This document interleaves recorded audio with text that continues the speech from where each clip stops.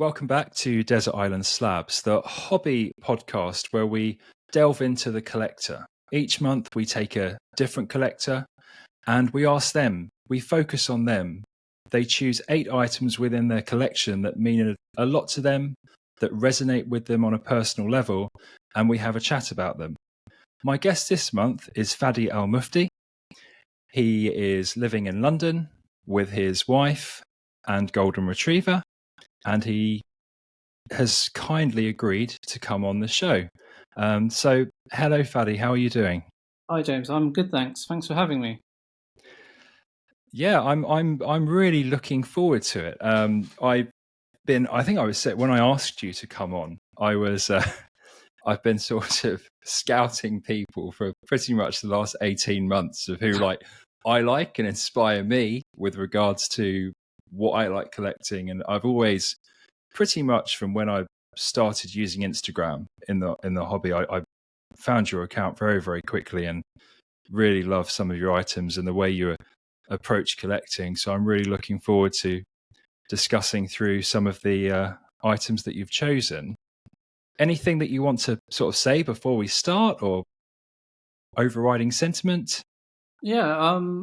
I saw your previous episode with Fav, and yeah, it was inspiring to watch. I think it's a lovely idea to basically talk about the cards and collectibles that mean something to us instead of just what are the rarest, almost valuable.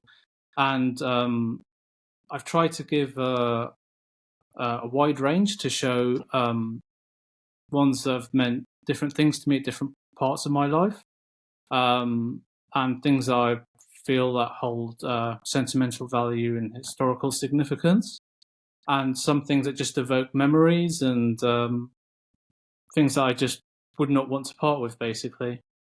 Yeah, no. When I got your list, I thought it was absolutely brilliant, and I'm really looking forward to discussing through some of these items because I mean I've watched some of your PSA and like return videos and things, so I've seen some of these items before, but I've always sort of thought of you as obviously a football focused collector. Yeah. Being known as Golden Ball Rookies on Instagram and things. So it's nice that we've got a lot of football, soccer, but we've also got some other items. And for the first item, we're going to go to 1986, which was the year in which Alex Ferguson joined Man United. The hand of God happened. Yeah. But somewhat ironically, we're not going to do anything to do with football. Is that right? Let's have a chat about your first item. So I was in primary school and in the playground. The king wasn't football stickers at the time. At that time, there was a huge wave of things like Transformers, G.I. Joe, He-Man, and with all of them, you had like an associated sticker book or something. So there was a lot of that going on at the time. At the same time, maybe less hip, there was the Cabbage Patch dolls as well. And Topps had basically like a satire on those called Garbage Pail Kids, which were basically more gross, more disgusting things that like your parents and teachers wouldn't approve of. And those were really popular at the time. I think we got them in England a year or so later than the US. And those were pretty popular to collect at the time. There were a whole range of series, I think starting off in 86, and they ran for a few years. And the ones we had in England were a bit different to the US ones. I think they were smaller. But just like the US version, you have like the gum in the Topps packs. And it's like one of those things you don't forget, the smell of the Topps gum when you open the pack. It's just... well, this isn't my childhood one, but I'm starting off with the iconic Adam Bomb. Yes. Garbage Pail Kids. So he comes in 2 versions. First of all, he comes as Adam Bomb and Blasted Billy. So you've got like an A and B variation, and you've got variations with the backs.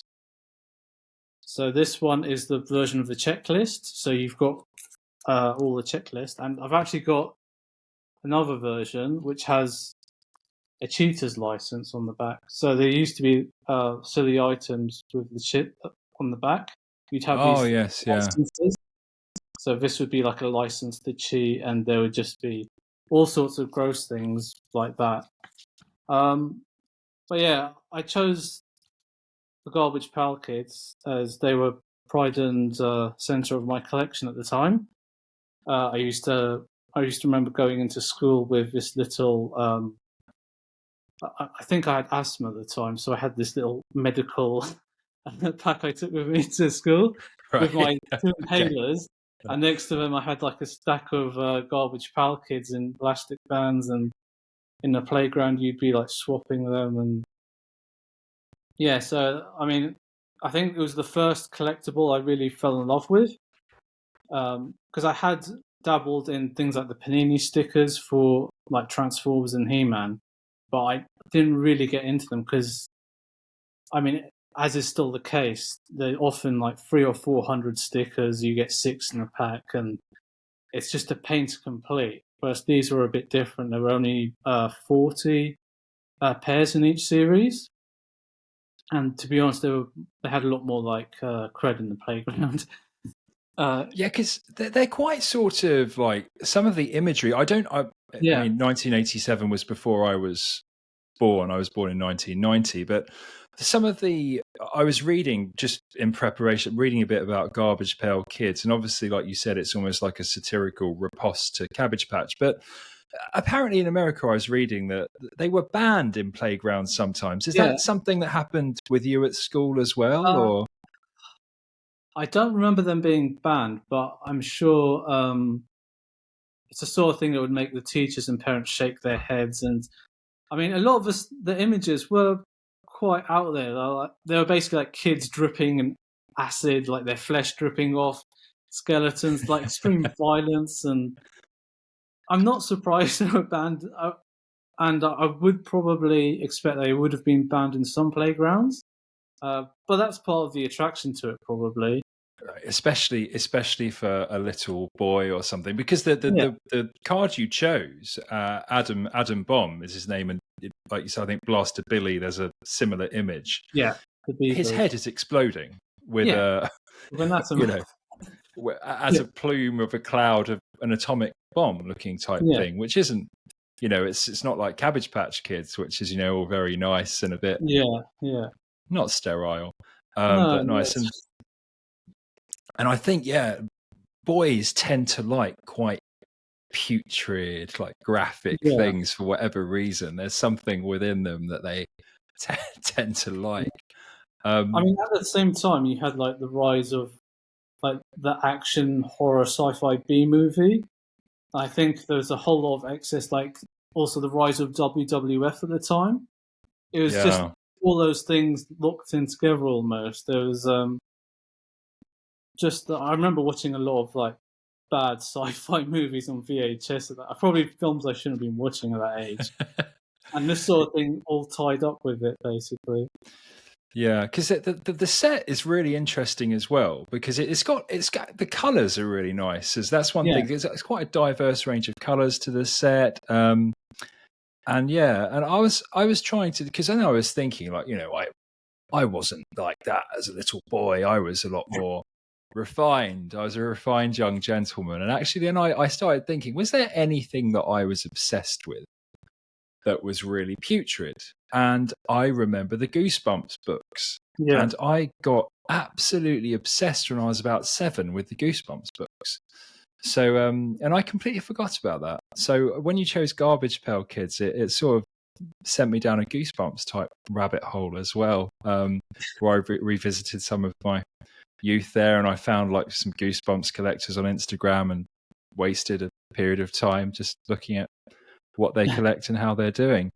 And I was reading about the Garbage Pail Kids, and apparently there was a movie as well that was apparently the worst films of all time or something. Of all time, yeah. So I didn't watch it, and I don't really remember anyone I know wanting to watch it. It wasn't something that yeah, that kids wanted to watch, because I think word got around it was awful, basically. Yeah, I was reading a bit about the Garbage Pail Kids movie, and it's just apparently universally derided and just Yeah, regarded as one of the worst of all time. I think it's puppets. Is that right? Is it puppets or animation? I can't remember. Yeah, it's puppets. I watched a video, a short video on YouTube, sort of appraising it, and some of it's actually quite mean spirited as well. And Yeah, apparently, some of it's really not pleasant. yeah.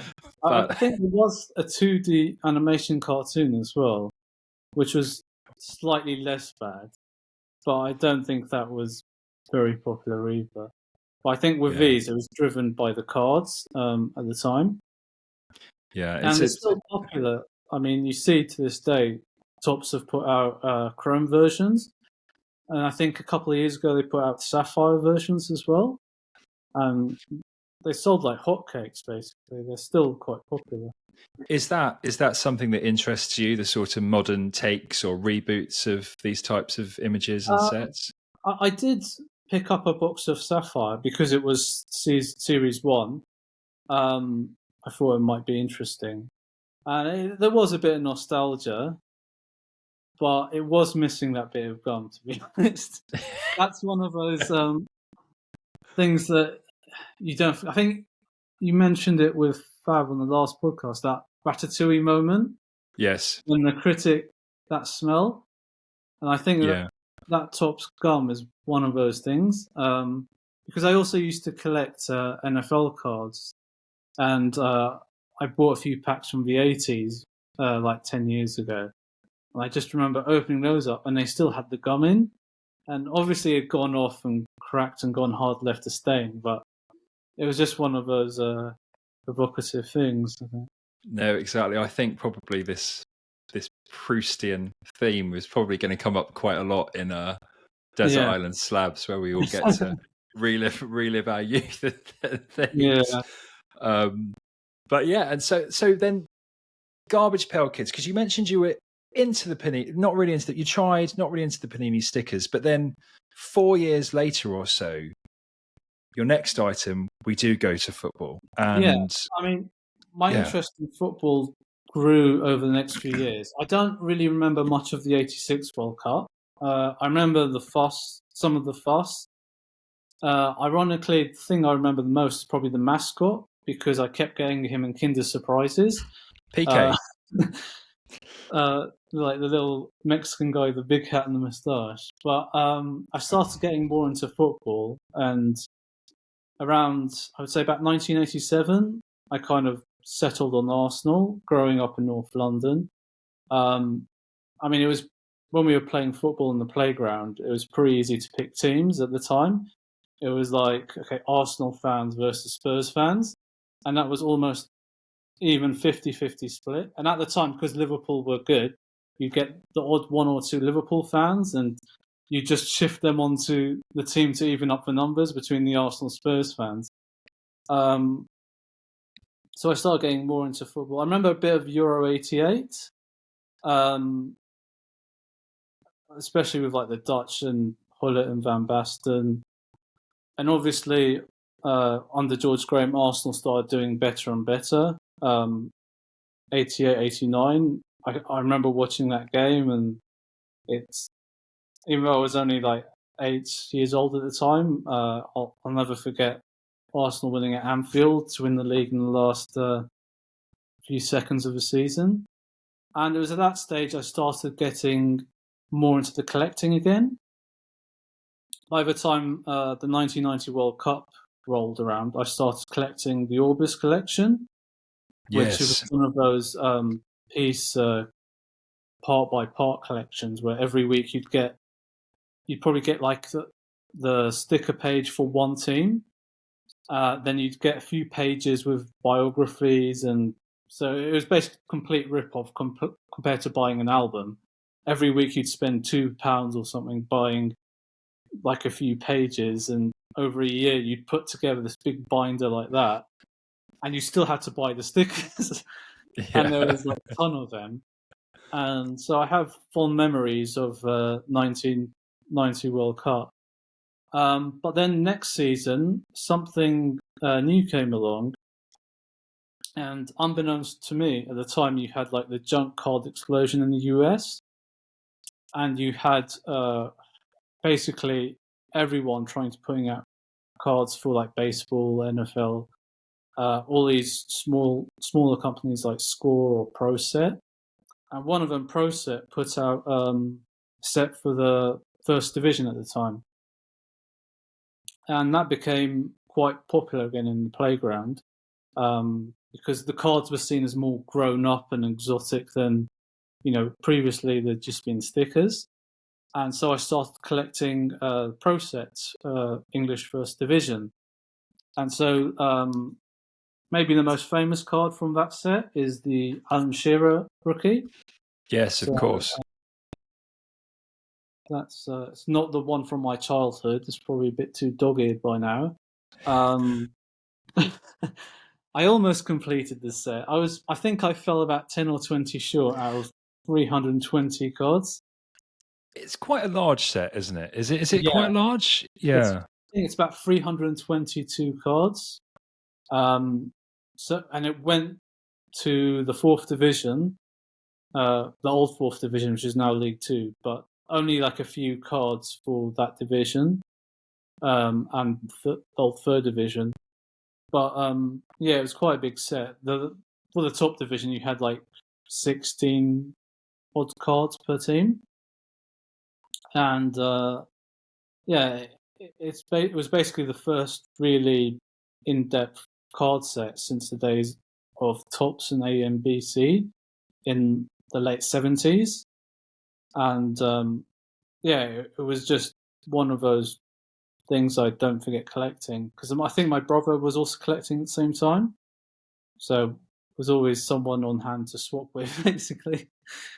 Yeah, I really like Pro Set. It's a bit sort of like people say, oh, that's so heavily printed and things like that. But to be honest with you, I think you pick up on this perfect thing, and so much of the hobby is based upon our print runs and things like that. But it shows you actually a child doesn't actually think about any of that. They just collect literally what they like, what looks cool, and some of the photography on Pro Set I really love, and obviously the Alan Shearer card, which in a PSA 10 is incredible to have that, because it's a very hard set to gem it. I've opened a few boxes of it, and they always come out sort of whitened and things like that, and just but yeah, it's a great set. It's got Roy Keane's rookie card in it as well. I think Ian Wright's got some stuff the year before, but is it his first card? Stickers, I think it's his first card, I think. But he's got stickers going back a couple of years, I think. Yeah.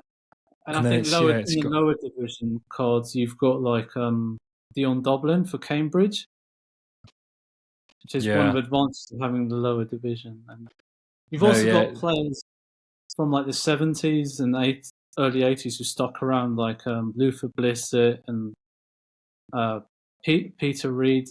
And it's amazing how like football's changed. Like in those days, those guys were probably in their late 30s, but they look like a 50-year-old now. Yeah, there's a whole bunch of players like that in the set, and it just reminds you a lot of how times changed. Yeah, it is interesting. Again, and it sounds, I guess it sounds like I'm being rude, but it's almost like a common thing we're seeing on the internet now as well. Of like, oh, I'm not going to name specific examples, although it sounds like I'm being rude and about their age and their appearance. But for instance, like, oh, so and so was 52 when this was filmed, or so that they look like quite a lot older. It is amazing. I guess maybe despite people's criticisms of living conditions and things like that, it does show you that things are improving. But yeah, Pro Set is something I really like as well. I really enjoy it. I don't think I've got any graded Pro Set items, but something that I really enjoy, and it's that sort of Prix. It's also something where boxes aren't that hard to get. So it's like I think I've opened a few boxes over the last few years as well. It's not that hard to get. It's still reasonably affordable compared to any other olden boxes out there, and it's just like a real nostalgia trip. Like the players on all the teams, like you've got like Lineker and Gascoigne. Like for me, for Arsenal as well, you've got the title-winning team from 90 to 91. Liverpool, you've got like John Barnes and Ian Rush and all those, and it's just like nostalgia all the way through. Yeah, it's yeah. I'm trying to think of like other cards that Mark Steen. I think that's his rookie card as well. Someone who I got some not obsession with, but someone who I enjoy because of his role in Survival Sunday 93-94. Gary is coming back to it. Gary Speed's rookie card, bless him. I think that's in there as well. So yeah, it's a really good set, and like you say, it's available, which helps actually because you can go and find a box for not too much, which is really nice. And yeah, so that was your sort of school era, but then you went to university and you got into something else. Is that right? Yeah, so I'm not really sure how it started, but it almost goes back to the first item where when I was younger, I was a big fan of things like Transformers, G.I. Joe, He-Man, and I was just old enough to remember the fuss over Star Wars when Return of the Jedi came out. I was too young to see it in the cinema, but before the days of streaming and all that, one of the big events was the TV premiere for big movies, and that would usually be 2 years after they came out in the cinema. And I remember seeing Return of the Jedi on TV. I think maybe at Christmas one year in maybe 85, 86 or something. And it always stuck with me. I became a big Star Wars fan after that, and I used to have, as well as like a lot of Transformers, I used to have a lot of Star Wars as well, just like random loose figures. But I have this memory of Darth Vader in particular because of the smell of the vinyl cape. Another thing with like this, smell being one of those evocative things, but they all used to have that like a petroleum chemical smell figures, but Darth Vader was a little different as he had the vinyl cape as well, not just the figure itself. So I did start to collect carded figures again around that time, and although I don't have any left, I have made sure to pick up a graded copy of Darth Vader. So this is, again, there's a whole ton of variations when it comes to Star Wars figures. This is 1977 stamped version. It's graded by UKG 85, I think. So I wanted to make sure I kept one loose figure because I ended up liquidating all my carded figures. So essentially, a bit like what's happened to cards with PSA and other graders, with action figures, the same started to happen. And you had the AFA pop up in America. So action figure collecting started to go down a grading path. So it became harder and harder to buy the nice items because they were all going off for grading. And being based in England, it was a bit prohibitive to get involved in that game because it's one thing sending off a card to PSA. It's like this big, it's very thin. But when you're sending off a carded action figure, for example, because of the bubble the action figure is in, you basically need like a 3D case that's quite big, that's mostly air. So it starts to become a bit prohibitive in terms bulky. Of and just keeping a collection like if you're like a student in a student room somewhere or at your parents' house, you don't have the room for all those carded figures. So eventually, I did have to let go of it. But I did start to get into a lot of the European exclusive collecting. That was always something I found quite interesting. Especially, so going back again to Return of the Jedi, which I always had a soft spot for, was what they call tri-logo cards. So they weren't like the same as the American cards, which just have like a Return of the Jedi logo. The tri-logos, because they were for sale in Europe, they had Return of the Jedi and Return of the Jedi in French, and then I think it was either Spanish or German. So it was called tri-logo because you had the three logos. Instead of one big English logo, you had three logos on the front. And it was a whole hunt across Europe trying to find those, which I used to enjoy. The thrill of the hunt I always found was a big, one of the most fun things of collecting, trying to track down these rare bits from all over Europe and piece together a collection. Yeah, no, it is fun. And the multi-language makes me think of Mexico 70 and the multi-language packs of those. This is, I guess, the Star Wars equivalent of those. What do you think of grading of those alternative items? It's hard. I mean, with some of them, I think there is some organic demand. I think a lot of it does get hijacked by people maybe trying to push it as a way to basically move something on to the next, like a hot potato, just move on to the next person. There is probably like a place for it. But I guess you need to make sure there's consistency and integrity. That's not being driven by like someone with an inside interest. Like I've only read a little bit about what was going on.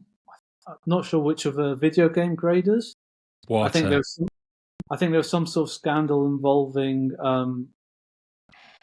I think some of the people invested in the company or involved with it getting preferential grades, or I don't know. I think it was a while back, and it just put me off getting into that sort of area when not everything's clear. And I think that there are things that I would like to grade if I had unlimited funds and space. I think like video games, because I spent a lot of time playing video games. Like you mentioned, between the football collecting and the action figure collecting, I kind of lost interest in the football once Nintendo arrived. Right. So if I had unlimited space and unlimited funds, I'd have like a wall full of graded NES and SNES games. But I kind of want to see how that matures first before I wade into that. Yeah, I always think it's a bit, because it's interesting with Star Wars, and again, we're not really, but I will talk about some financial things when I feel it is fitting. And with Star Wars, for instance, I don't know how. What do you think about Star Wars? Because I will give you my opinion after. It's not going to be that controversial, but what do you think about Star Wars cards and Star Wars sets like Top Sapphire and all these sorts of things? I like nostalgia with them. It's a bit of a money grab, and I don't know. I would like to see better original sets. I think some of the sets like Masterworks they put out have like some nice ideas in them with some nice autographs and things like that. But like everything else with Tops, it's getting quite dilute now. Like the hits, like if you watch a Star Wars case opening, like most of the autos are basically random dudes in the cantina scenes or random pilots or animated characters. You rarely get any like decent actor. But I think there's space for that. But I think just constantly pumping out the same old thing, just a chrome version or a sapphire version, is maybe I think it's like a short term bump to their bank balance. But I'm not sure how much it adds to the hobby. Yeah, I think my opinion is that I think people have to be very, very careful spending like huge amounts of their money on these items. So, for instance, you see people say, "Oh, this is the first so and so superfractor; it's super significant and things." But I'm not a massive Star Wars fan. I like the original films, but Yeah. two of my best friends are huge Star Wars collectors, absolutely huge. And I'm going to shout them out. They're twin sons collecting on Instagram. They have an incredible collection. And with why I like, say, football or sports-based things is that the Sentinel thing to collect, not that this is prescribed, I'm just saying, for me, just in my mental, the way my mind works, the Sentinel thing to collect would be, say, cards or stickers or tickets. If I move that to Star Wars, and I think about, like I said, my two best friends, they are huge collectors. Since I've known them since they were 11 years old, 2001. They've always been obsessed with Star Wars. I have never seen them mention cards once in my entire life. It's always been action figures, like the proof cards, admittedly. But Yeah.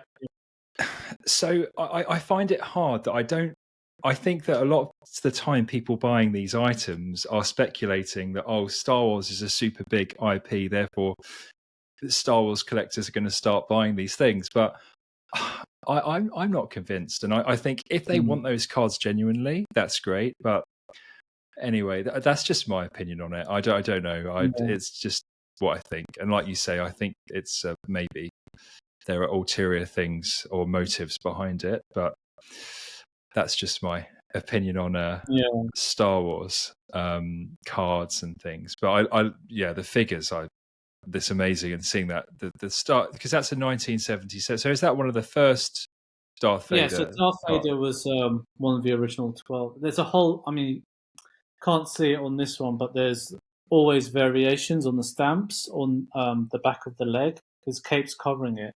But it's like a rabbit hole you can really get down with all the different variations of I think there's actually a variation where like the text is a little bit bigger on one version than another. Wow.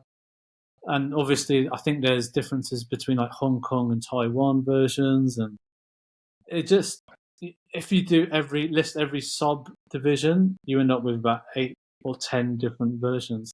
So and then you get really big manufacturer differences. Like, for example, in Mexico, they made the figures completely differently. In Spain, they did as well. And you have a completely different set of variations there. So it really is like a rabbit hole. And I think if I mean, there's no way I could collect it again, because I would just need like a mansion with a Star Wars wing, basically, and unlimited funds. Yeah, I think a lot of these is space related, and from the sort of variations, it's quite esoteric actually. There's sort of quite a lot of knowledge associated with it, and that actually I will touch upon that later, because I've got a few questions regarding your last item, because that's a set that has so many like sorry for the pun, but backstories and things like that. So we'll speak a bit about that later. And then you finished university and you graduated, and then you moved abroad. Yeah. So after uni, I did the usual thing of applying for graduate jobs and things like that. But in the meantime, I did some temping. And I remember getting just a email through one of the recruitment undergraduate recruitment firms of an opening in Amsterdam for a job in finance. and I'd never considered it before, but I thought, why not give it a go? And I ended up going over to Amsterdam, probably just under a year after I graduated, and yeah, just turned up with my big suitcase and ended up staying And there. your dreams. Ended up staying there for 7 years. Wow. And yeah, so whilst I was there, I had an amazing time. I always had a soft spot for the Dutch because, like I mentioned earlier, I remember Euro '88, and I remember how brilliant the Dutch. A bit of Euro '88. I remember Hullet and Van Basten, and I also followed them during Italia '90 and in Serie A at the time as well. And they were like I've probably my favourite team outside of England at the time, AC Milan. We started getting more coverage of Serie A as the 80s, towards the end of the 80s, early 90s. And it was just amazing watching like these cosmopolitan players, and all the world's top stars had basically gone to Serie A. And so the ones I really fell in love with were Hullet, Van Basten, and Rijkaard at AC Milan, the Dutch trio. And then also at Arsenal, as an Arsenal fan, just after, I think it was just after George Graham left, Bruce Rioch came in. We'd just been through the dark days of the last few years of George Graham. We had started out really well under George Graham. We had like an adventurous young team. We won a couple of titles. Then I think 91, 92, we played Benfica in the European Cup. And we got a draw in the first leg, but then we got turned over in the second. I think George Graham was basically, that was the changing point for him. He was like, we're too naive to win anything in Europe. The way we play, we're too attacking. And that's where boring Arsenal basically was born. And we completely changed the way we played. And in a way, he was right, because over the next few years, we made 2 European finals, winning one. What happened in the other one? I can't remember. Yeah, I can't remember either. Yeah, I've seen a lot of Arsenal defeats in Europe, and that was pretty gutting. And after he left, Bruce Rioch came in, and I know he's just a footnote in Arsenal's history, but he basically brought us out of the darkness. And I remember being on a school trip and hearing the news that we had signed Dennis Bergkamp for, I think it might have been a British record fee at the time, $7.5 million. Yeah, I think it was. I think it was a British record at the time. Yeah, and I remember seeing him struggle with Inter Milan, but he had been absolutely brilliant at Ajax, and it was a bit like, what player are we going to get? And I think over the next few years, the first few games were a bit hairy, to be honest. He was under a bit of pressure because I think it took him a few games to get going. But then once he got going, he was absolutely amazing. So we had our own little non-flying Dutchman, I guess. Yeah. And so, I don't know, being in Holland and living there and being a fan of several Dutch players, I remember seeing this card, and I think it's the only card where you see them both in an Ajax kit, which I think is pretty cool. So yeah, I'm going to go for Marco van Basten and Dennis Bergkamp dual auto as one of my items, just because of the link of so many different parts of my life. Technically not slabbed, but hopefully soon to be slabbed. And I know it's not on card either. I know that's another big issue of autograph collecting at the moment, is we're quite light on card autos with football. And I don't know if it's because the way the game is spread everywhere, all over the world, it's too hard for Topps to and Panini to coordinate it compared to American sports, maybe. But yeah, that was one card. As soon as I saw that on the checklist, I knew I wanted to get that card. During my time in the Netherlands, I was technically for a short period an Ajax member, just because it gave me a chance to get tickets for European games if Arsenal were playing.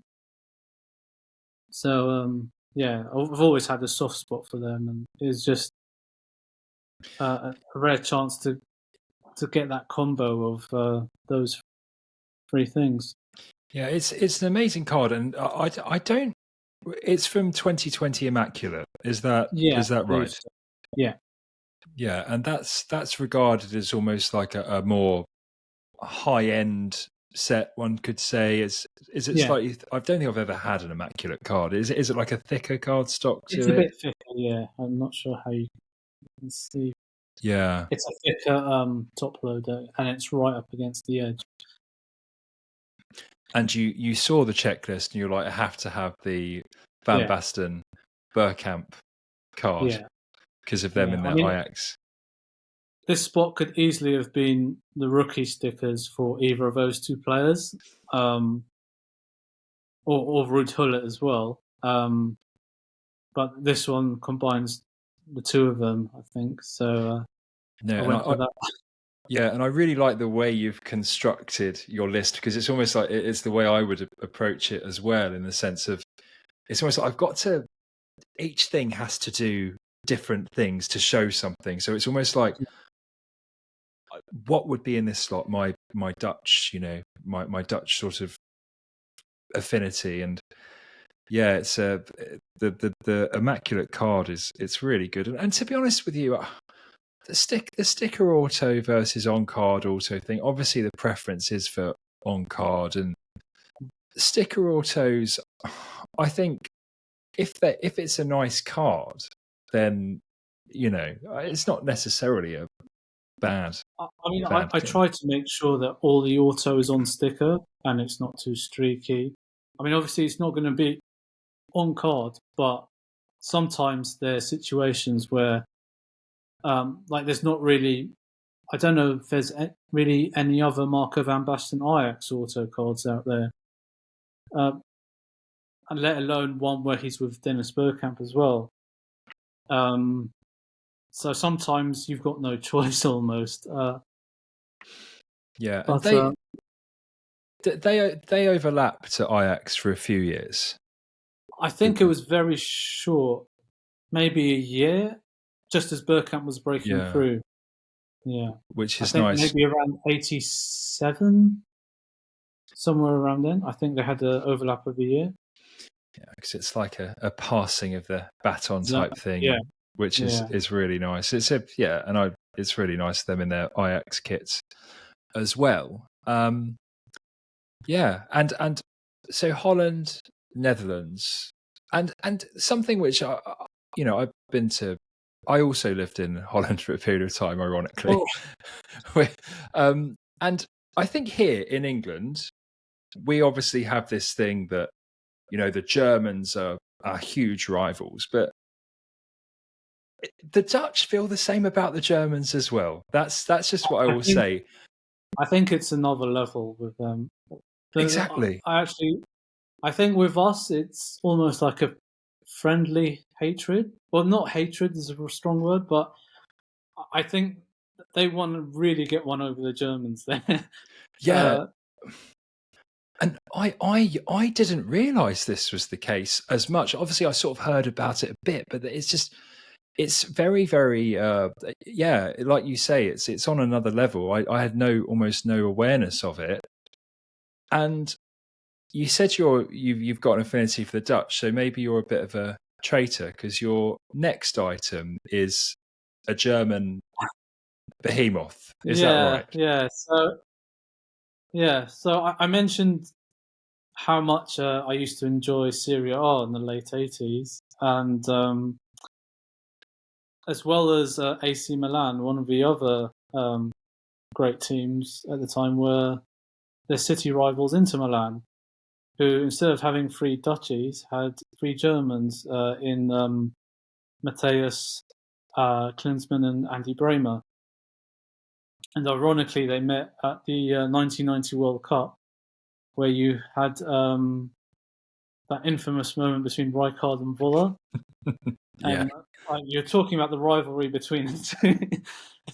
And it all just, it kicked off in that match. And in a weird way, I felt a little cheated with that game because I thought I would have loved that to have been the final, or at least a semi-final, or just to be. I felt a bit cheated that it was in the last 16, and that was basically a consequence of the group with England, Ireland, Holland, and Egypt being so tight, and they had to draw lots.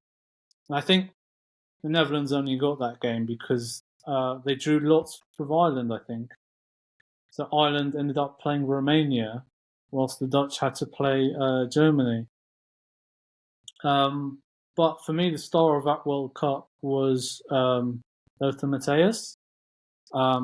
He was absolutely amazing, and he just drove Germany through that tournament. And I was rewatching some of the highlights and goals from that tournament, and his goal against Yugoslavia was amazing, and he scored some absolute blinders in that tournament, and he was just the figurehead of that team and for Inter at the time. So he's always been one of my favourite players, and he was one of the first rookies I bought when I got back into the hobby. At the time, I thought that was his 1980-81 Panini. The Fussball, is that? Yeah, the Panini Fussball 80-81, where he's got two stickers with Munchen Gladbach. He's got a regular portrait one and a shiny in his German kit. But then, as so often happens in the football space, you start finding out about these more obscure releases. And it turned out that in the second half of the 79-80 season, Americana Munchen put out an update set. And Matthias was part of that update set, so there was a whole new chase. And it was something I spent a few years checking eBay Germany for almost every day, just seeing if anything had come up. And you rarely see unstuck stickers from that set come up. You see the odds completed album or incomplete album with stuck versions. But eventually, I bought almost complete loose set, and I managed to land this one here with a.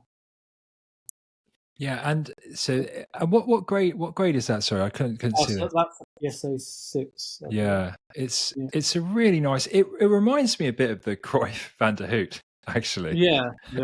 Same sort of thing with the training top. Exactly, and it's like you say about how did you feel? How do you feel whenever there's a new rookie discovered? What's your reaction? Generally, if it's only just been discovered, it means it's pretty rare. And you think, the queue to get something like that now would be quite long. Maybe a few years ago, the queue for the number of people, once they find out about a new rookie that is discovered, would have been much shorter. But now when that happens, it's a much bigger space with more money in it than before as well.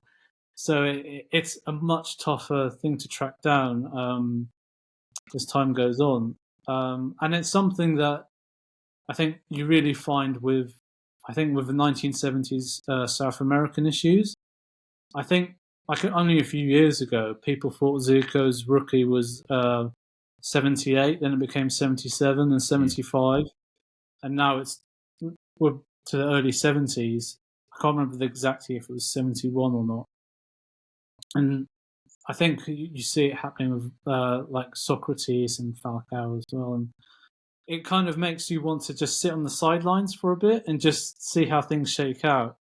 And you also see it with even with someone like Modric, Luka Modric. I mean, for a while, people thought it was his Euro 2008 material, and then, not surprisingly, it turns out there was a couple of releases from his time in Croatia, from 2005 and 2006, and it's just something, to be aware of going forward, that there are potentially things that might still be found.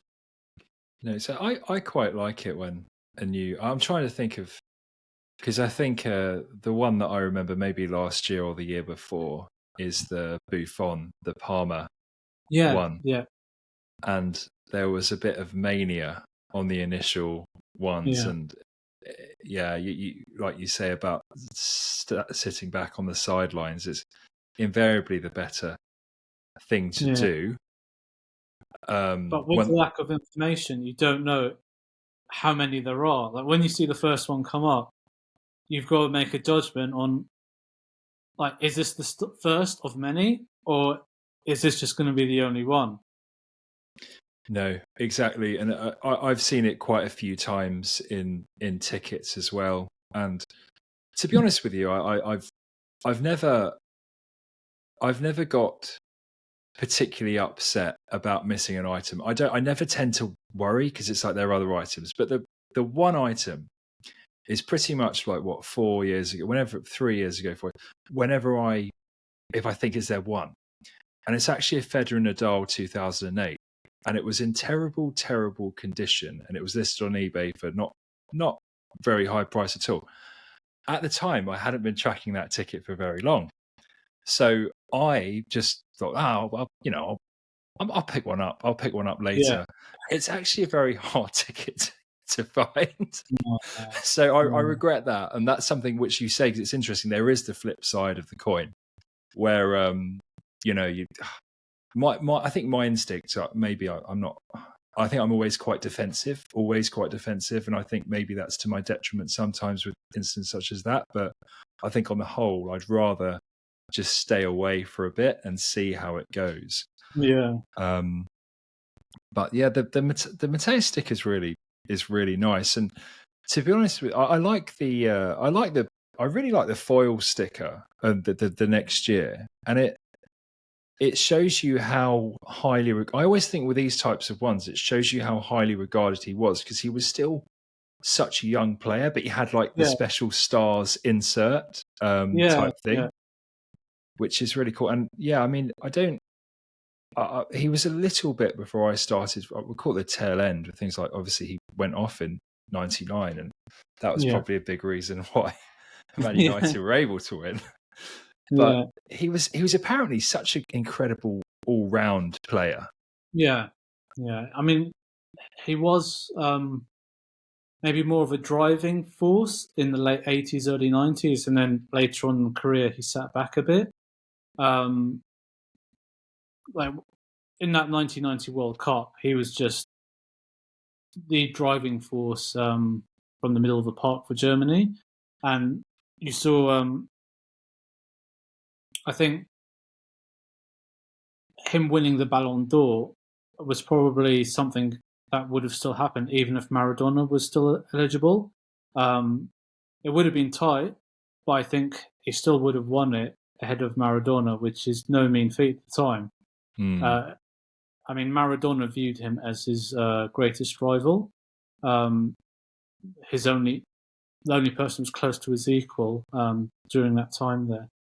Yeah, and Lothar, I think he I used to get 442, and he did a column in 442 magazine all the time, and he's quite an interesting character, isn't he? On a person, he's had quite a few marriages, is it, and things like this. Yeah.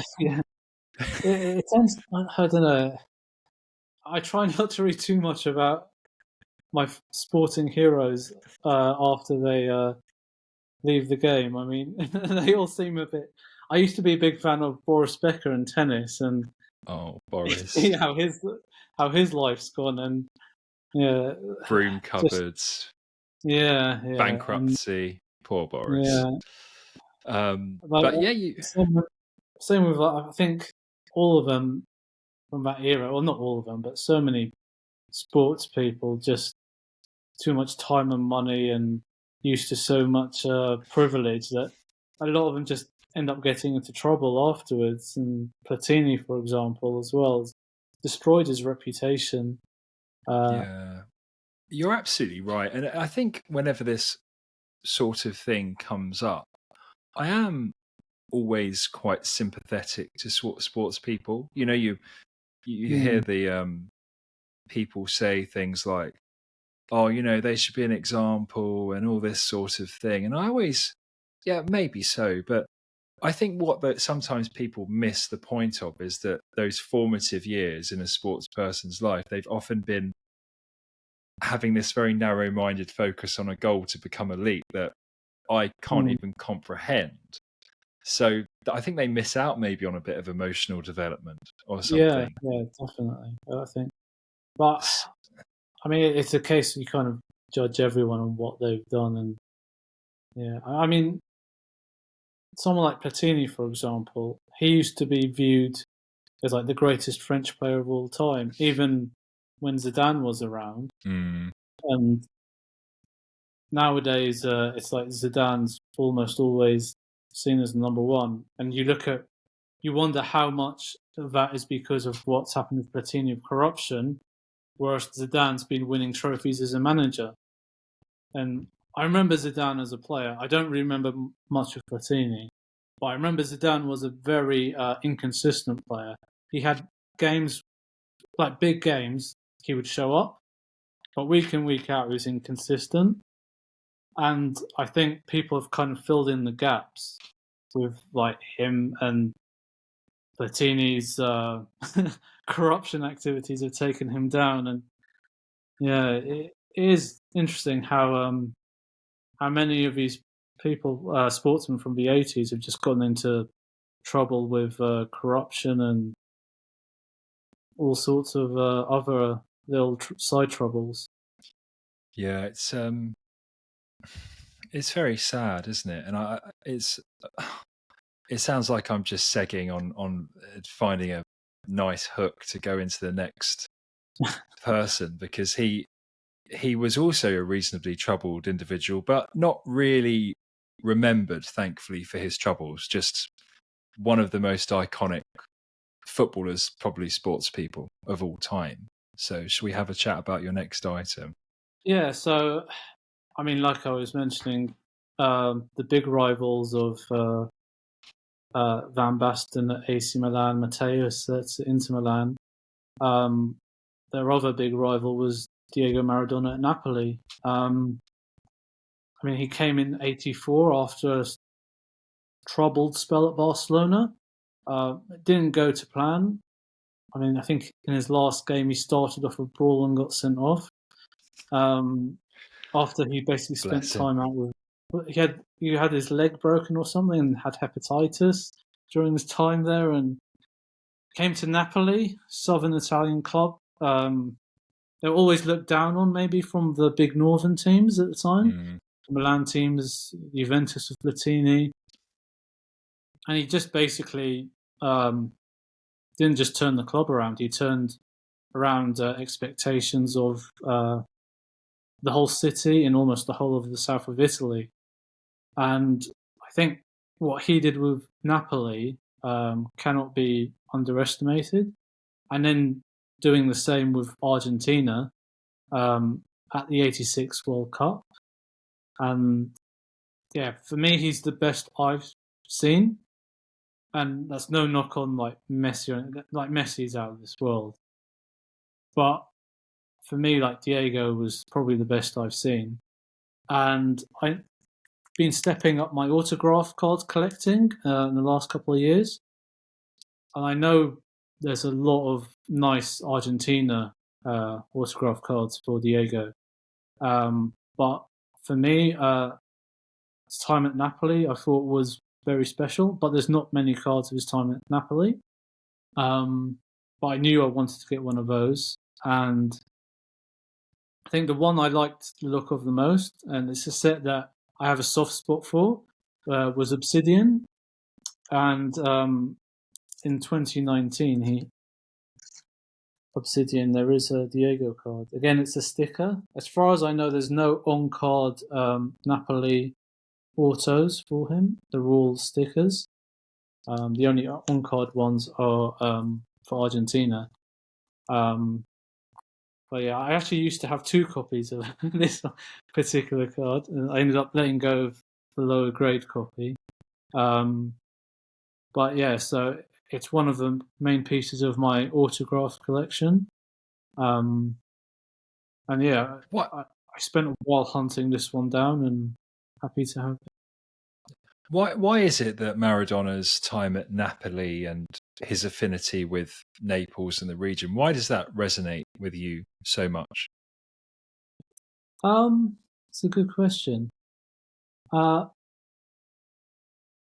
mean, I've been to Italy quite a few times. I've been to Naples, and I know I've heard mixed things. It's a bit rough around the edges, but when you go there, you see the love for him. And for me, just seeing him at the time, he was like the underdog almost. It's almost a bit hard to comprehend as like the best player in the world, but he was on the underdog team.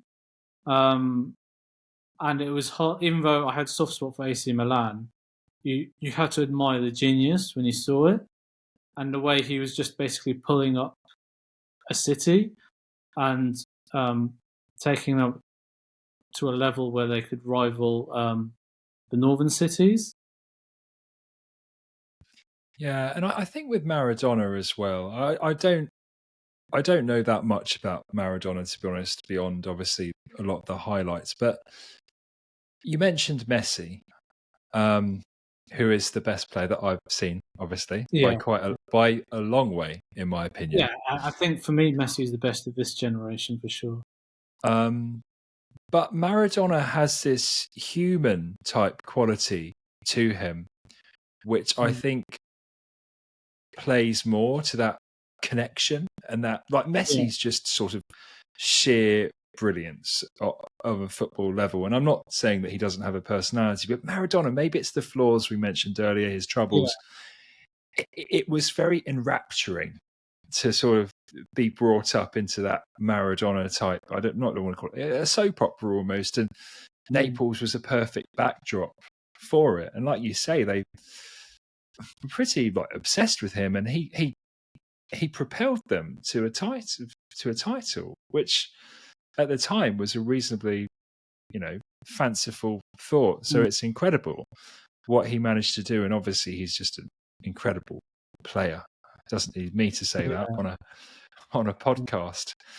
But you also mentioned, I think at the time as well, like I think at that time Serie A was probably the toughest league there's ever been. When you look at who was playing there at the time and the strength of all those teams, it was like they were like gladiators, all going up against one another. There was just depth through that league. Like you had stars from all over the world there. I don't know what triggered. I mean, I don't know how much was because of the high sol ban for English clubs. I mean, we didn't have a lot of imports already, but it kind of cemented Serie A as the place to be, I think. And you just ended up with all the world stars in one league at the same time. And at the time, I mean, the game was quite demanding and much more rough. Like I've seen stats about how many times players were fouled at the World Cup. And despite playing in like far fewer games, I think Maradona is more than number 2, who's Messi, and number 3, I can't remember what that was, combined. And really, he used to put up with a lot of things that I'm not sure a lot of modern footballers could have. Just being on the receiving side of the physical side of the game. Yeah, definitely. I mean, you see some of these the highlights, even a recent. I was watching the Juventus Man United 3-2, and it's like, Scholes' yellow card. That would be a straight red now. Even that tackle would be a straight red. It's not very different now in that sense, and I don't know. Part of me does wonder, like, if you were to swap Messi and Maradona around, I'd probably be more confident of Maradona having success now than Messi back then. just because of the physical side, I think. Yeah, and yeah, it's an interesting debate, that one that's Yeah, been talked through probably quite a lot yeah. I'll over the start time. right saying that probably. Yeah, and so you also mentioned, just to move on to the set itself, you've got a soft spot for Obsidian. Is that just Yeah, 2019 Obsidian, or is that the whole thing? just a few years. So I've also got so from the year after, I've got the Jude Bellingham from that set. I think the Red Pulsar. I've also got Jamal Musiala from that set. Um, I've also got, I think from that same year, I've got Ansu Fati, and I've Oh yeah. got the Ronaldinho at auto as well, which which is one of my favourite autos because he doesn't have a huge number of autos. He's signing again, but a lot of them are redemptions. So in Mm. terms of actual autos in hand, he doesn't have many. One of his nicest ones, I think, is the one in Obsidian in a Barca shirt. Yeah, and for anyone that doesn't know, listening to this, not so, redemptions are basically where you get a card with a code on or something, and you send it off, or you let Panini know you've got it, Yeah. and then they provide you with the card. Once they if they Yeah. get Theoretically, they should provide you with yeah. it. And with the I don't know, you hear stories about Panini American, you have to wonder, how much longer they're going to be around for. Like, if you pull a big Panini redemption now, you've got to wonder what the chance of it being filled. It's challenging. Yeah. To be honest with you, with Obsidian, I'm not really that into modern sets as a whole. But Obsidian, and I'm not just saying this, I actually quite the volcanic sort of vibe really shines through with Obsidian, I think, and they are quite nice cards to hold in the hand. They're quite thick, Yeah, and they also got that really nice black shine on them as well that yeah, just yeah. look And quite now good. they've also got the coloured floods as well, which look Yeah, quite nice. And the Contra is always a nice one with the white.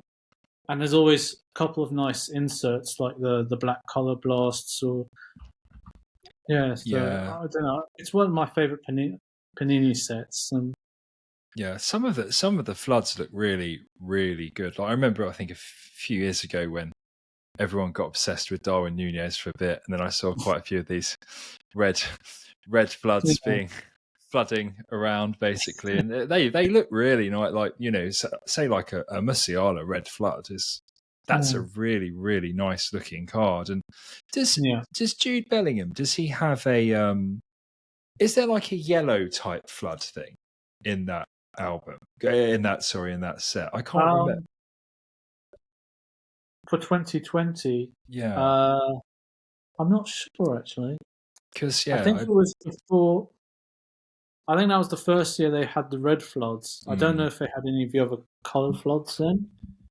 no, yeah, because I got the red pulsar,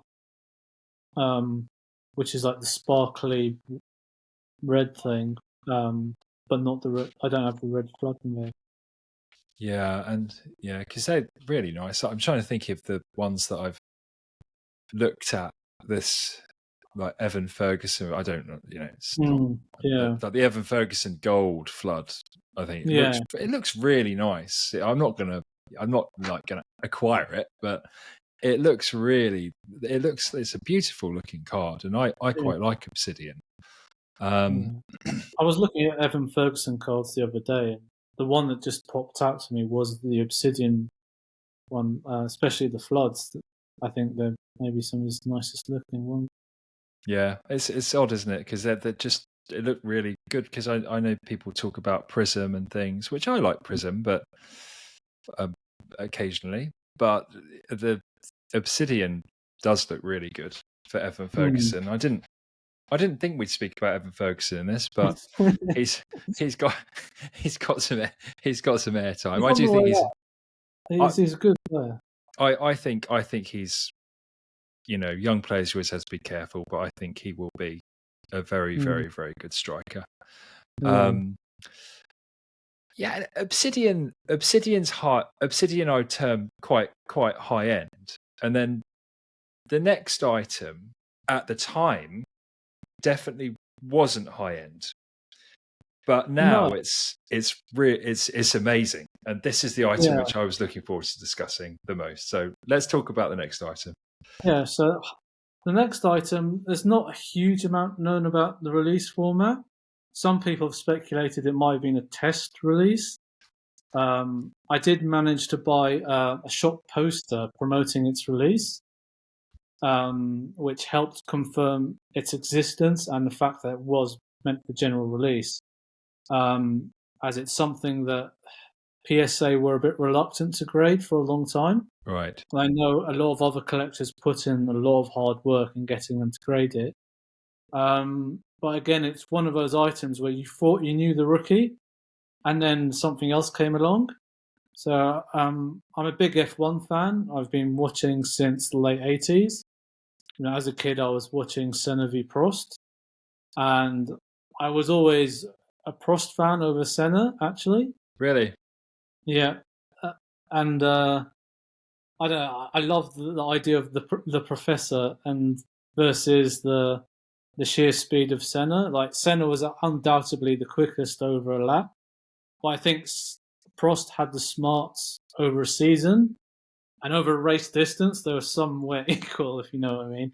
Yeah. And yeah, but I always knew Senna was obviously the most popular driver, and he would be one of the prize catchers in any Formula One collection. So, a while back, I managed to get his Italian 1986 Super Sport Panini sticker, only to find that there was word of an earlier Panini from 1984. Not a sticker, but an acetate card. Yeah. Yeah, so eventually I found out that was the case. There was no real checklist out. It was a bit of having to cobble together what was out there based on what people had seen. All we knew is they were basically they came in pairs out of the pack, along with scratch cards, because there was a game you could play with them, where you got like scratch cards for circuits, and I think I don't know if you were meant to use dice or something, and I can't remember what part the actual cards played. And every now and again you'd see like one of these Senna acetate cards pop up from the game or the collection. And I remember seeing from Italy, first time, some packs come up for sale, and I bought 5 packs, and I opened them, and in each pack you did get a pair of drivers or cars, and one of them was Ayrton Senna. So It's incredible. I absolutely love this one, and it has the added advantage of if you're stuck on a desert island, you can almost surf on that when you use a table. It's quite a big slab, but yeah, this is one of my favourite cards in my collection, and it's just such a great image of a young Senna in his Tournament days. And I've tried to figure out exactly when that picture's from as well, because I think the red overall suit was only worn in like pre-season testing or something, or very early on when he just started. So it's from quite early on as well. But yeah, so that's one of the favourite pieces of my collection. It's an incredible item, and I think, for instance, I said it in the last episode, but part of this series is, well, most of this series is about going into specific people's things, but there are some items actually that are incredible, and because it's also a PSA 8.5. Is that correct? Yeah. Which I was having a look actually at the because it's obviously not been perforated, it's not been torn, and this is with a chap called Patrick Tambo. Is that correct? Yeah, The Tambo one. this is the one with Tambo, and it is possible to get other combinations, and that's one of the big unknowns: is what combinations are possible. Even is there only like 2 or 3, or is anyone possible? I think only 2 have been on the Pop Report. Another chap who I'd never heard of, but unfortunately also died in a racing accident. Angelis is his name. I can't remember. Yeah, DeAngelis. DeAngelis, yeah. That's the other one I've seen. Yeah. But yeah, but then having a look at these, for instance, I don't know if in 1984 Panini just decided to trial the acetate, because I've not quite as desired, but I've got a Viv Anderson one because I really like the card. So, but they scratch so easily. Yeah. I mean, that's why I was very lucky, because I literally had the pack and like oversized plastic sleeve next to it. So it literally saw like oxygen and air for the first time, went straight into like a sleeve. Which is the only way I think you're going to get a high grade on these.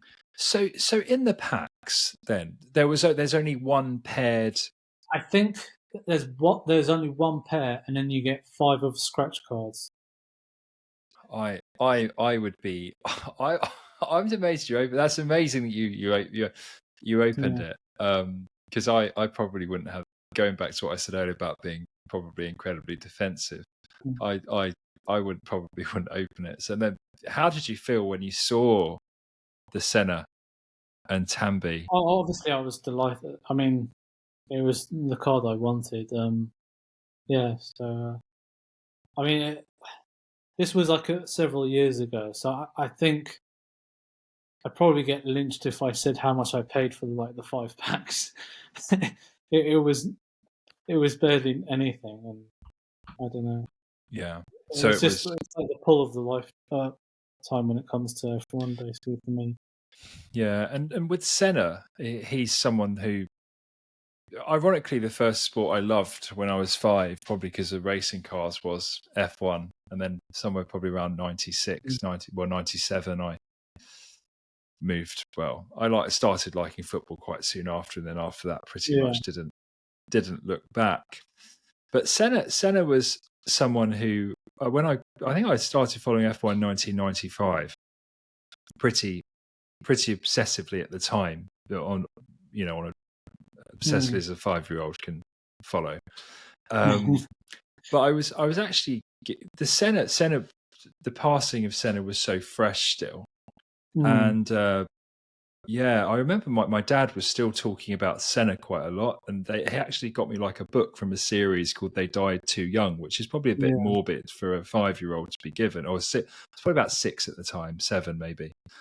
And Senna again, almost like Maradona, is someone that has transcended the sport, transcended his sport.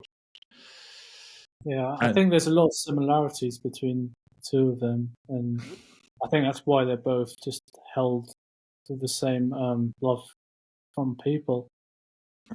Yeah, because Senna, I mean, Brazilians obviously love Senna, and he's just become almost this. He is immortalized as this figure in pop culture.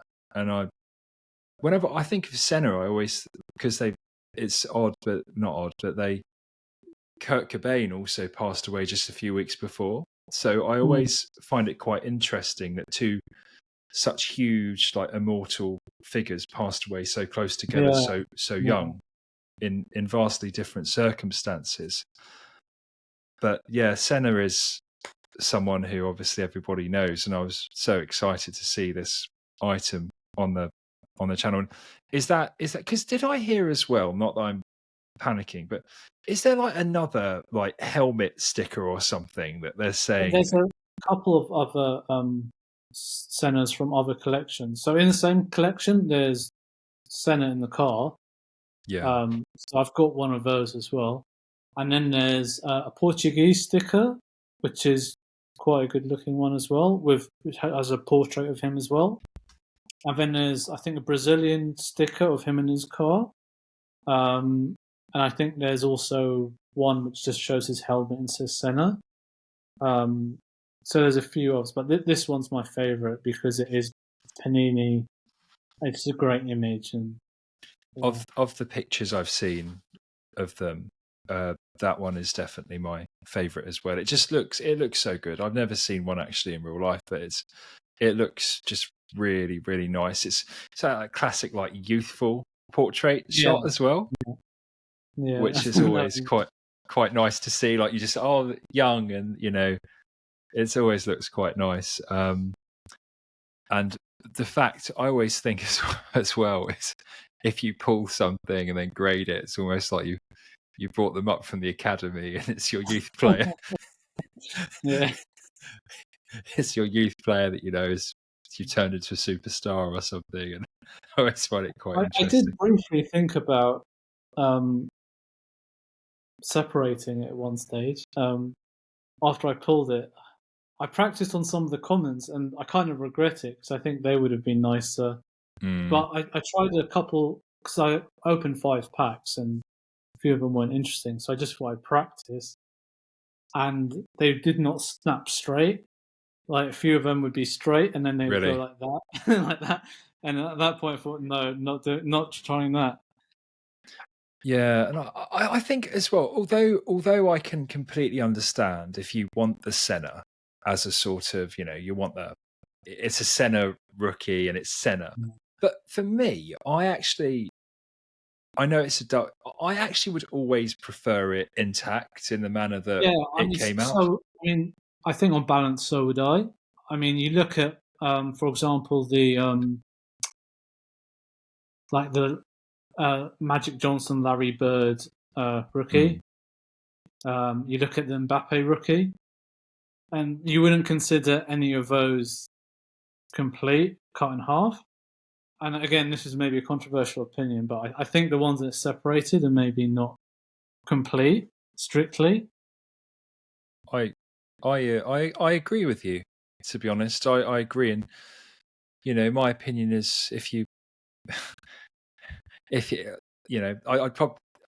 Is there an album for the scratch and play thing? Is there? No, I've seen no. Yeah, because it's interesting because they look like stickers there, maybe that you'd go and put. I don't know, but I think like if for the separation type things, I would probably rather than be in the album. But then I'd always rather see, like, say, the Mbappe or something.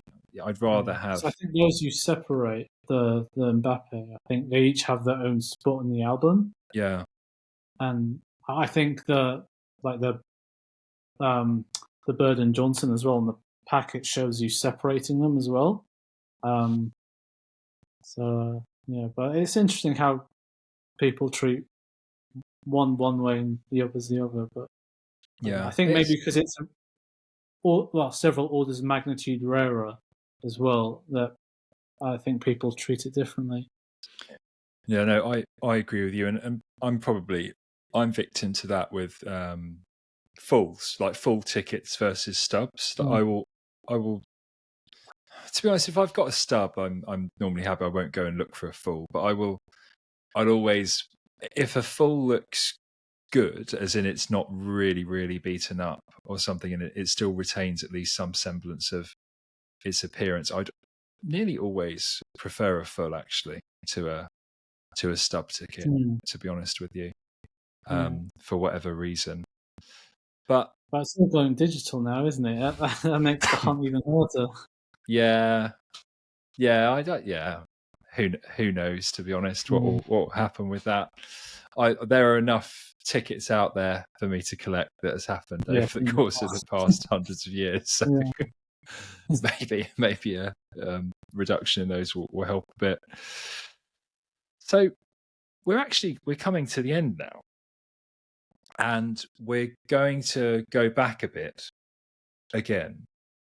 Back 50 years, and we're going to go to a set that's very popular and a player that's also reasonably well known in certain circles. Is that right? Yeah, so even further than 50 years, I think it's from the 1930s. Yeah, so vintage collecting is a big part of what I love doing with football, one of my favourite vintage sets for several reasons. Partly because of how it looks in the checklist, is the Konig Fussball set from Germany in the 1930s. And probably my favourite card from the set is Matthias Sindelar. Now they have this like really nice gold leaf around the outside, and remarkably, it's one of the one of the first big sets I think to feature stars from around Europe and the world. Most sets from the time were quite nation-based, and I think a lot of the German sets did make an effort to include players from other countries, especially if, as was more common then, you'd have like a tour.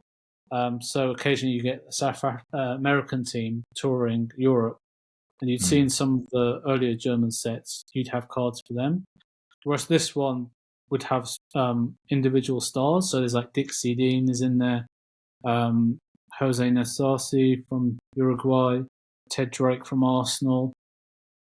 So there's quite a few stars in this, but Matthias Sindelar himself was one of the very best pre-war players, and this set is from 1938, released in Germany, and it's it was quite a troubled time. And Matthias Sindelar was Austrian, and they had recently the Anschluss had taken place, where basically Austria was absorbed by Germany, and Matthias Sindelar was not too happy with that. He was he wanted no part of the Nazis, and basically had told them he wasn't going to play for the unified German team from 1939 on. And in 1938, they had a game to celebrate the Anschluss between Germany and Austria. And I think the plan was it was going to be some exhibition friendly thing. And as the game went on, it was obvious that Austria weren't trying. They were missing chances. And then with 20 minutes to go, Sindelar and a couple of his teammates had enough, and they win 2-0. And story goes that he actually celebrated in front of the Nazi officials, and basically within a year he wound up dead. And there's several levels to the story of what happened. Some people say he was killed because of embarrassing the Nazis in public. Some people say that there was an issue with the chimney, and there was some sort of gas leak, and him and his girlfriend died because of the gas leak. And then there's also some stories saying that the gas leak story was invented because at the time, if you were murdered or committed suicide, you couldn't have a state funeral, and they just called it a gas leak because that way he could get a state funeral, because he was such a beloved player. He was basically a star for Austria, who were a pretty strong team, the Wunder team, in the 30s. They made a World Cup semi-finals in 34, and had it not been for the unification of Germany, they were one of the favourites for 1938 as well. And he was one of their big stars at the time. And it's just a great combination of player and card for me. And like you say, it's coming from a very significant year as well, and there is obviously a very sad undercurrent to this card. But Sindelar is also, he was a symbol of defiance in his way, and a lot of this sort of thing, like you say, the story of the celebrating and things. Who really knows how much of that is the narrative that's created to make him out as more of the person that stuck his middle finger up to the Nazis? But there probably is some truth in that, because they did win the match, and it was an inadvisable thing to do, one could say. And the card, like you say, the Konig set is very popular amongst sort of collectors who collect vintage cards. So why is that just because of the stars, or what do you feel it is? It the appearance? What Well, do you feel it is? so a lot of it is the appearance, the checklist, and also it's great for variation hunting as well. One of the other things about it is that there are a ton of different backs. So this particular one is one of the more common ones, Ramona.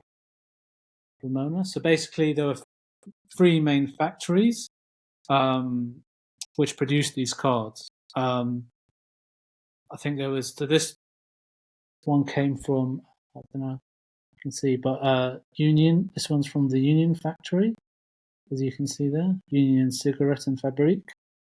And there's basically three main ones, and each have their own sub-brand as well, leading to, I think it's about 14 or 15 different card backs. And not every card can be found on every back, and so it leads to the opportunity to make runs of maybe someone wants to have every Zepter back, or maybe every nil process Ramona back, or maybe everyone wants Sindelar on every back he's on, and all that. I think it just enriches the set, basically. Is that because you mentioned you enjoyed going down the rabbit hole with the toys? Is that something you've gone down a rabbit hole with in Konig, or what? A little bit. I mean, I have tried to figure out different variations. I did spot one variation that hadn't been documented at one stage. Like there was small difference in the text on the back between variations that we thought were the same.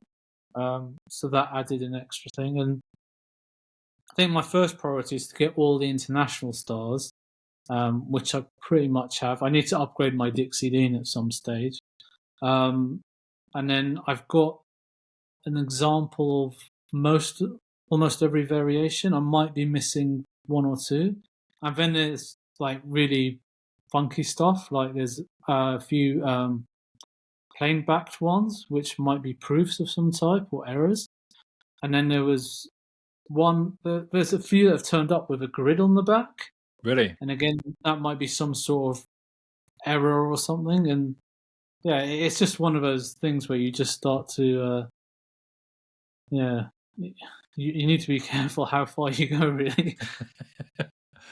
Yeah, it's something which obviously, the backs in Konig I've heard are a big sort of thing, and Konig is one of those sets that tends to have a special place in. There are a few, so like obviously after the war, Mexico 70 that people really tend to love, and that that I understand, and it's things like Taddy and Copes, that these ones that tend to somehow, for some reason, like the touch paper, and people really tend to take them to their heart, and they just love. There is something about the sets with like subtle variations like that. They seem to really get people going. Like you say, all the different backs on the Taddies and the Copes, and you have like the Will sets with the two different backs, and there's you also get that mauve color on the front, and you just, as soon as you start adding these extra dimensions, it seems to really get people going down the rabbit hole. Yeah, and because and also with the Konig as well, of the sets mentioned, I like Taddy cards, but the Konigs do look really, really good. I think that little bit of color and the like gold rim really make them look really nice. It does make them very condition sensitive as well, though.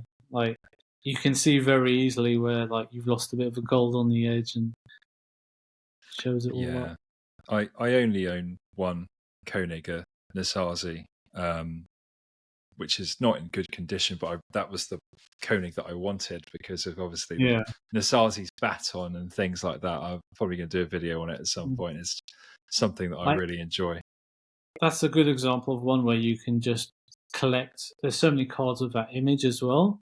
You could basically do a whole run of collection based off that image.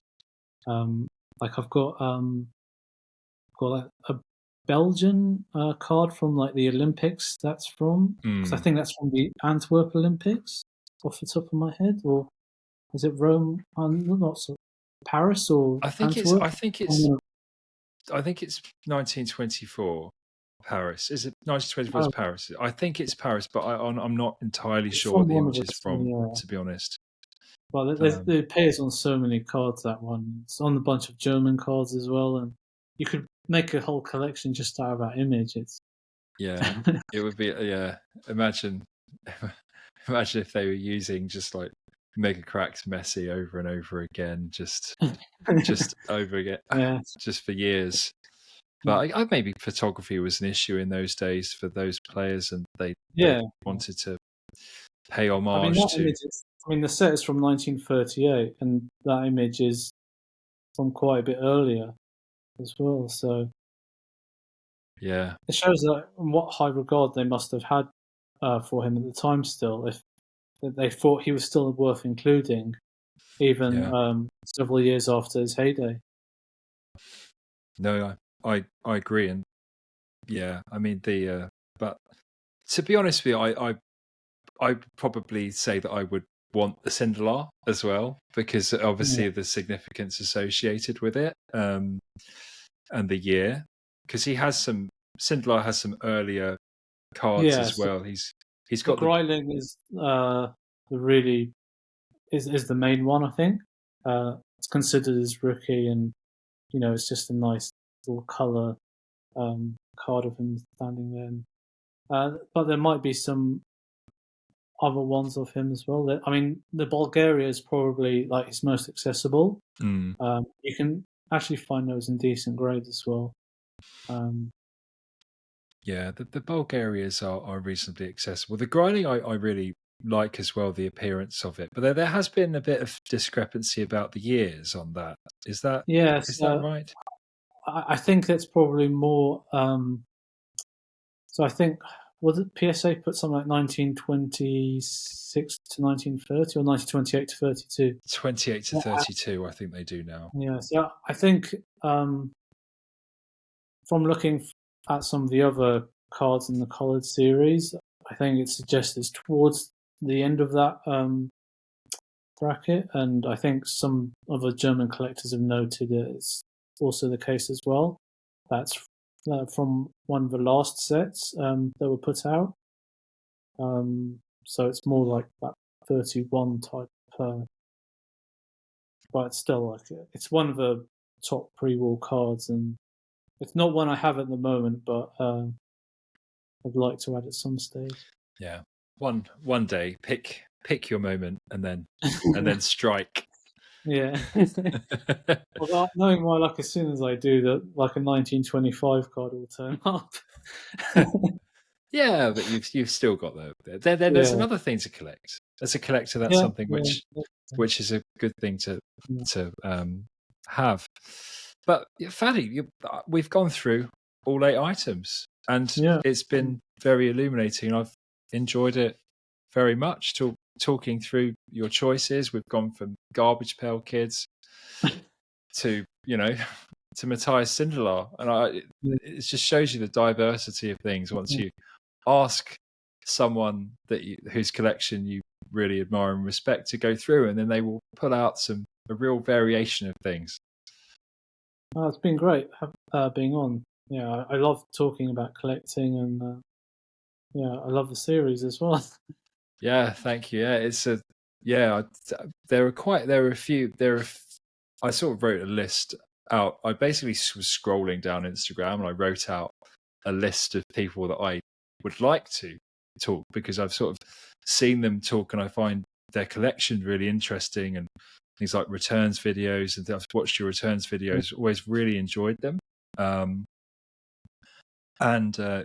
So move on with the series, but this episode's been another great one, and I've enjoyed it immensely, and I'm sure the viewers, listeners will enjoy it as well, going through some of the things that are very different to what we've seen previously.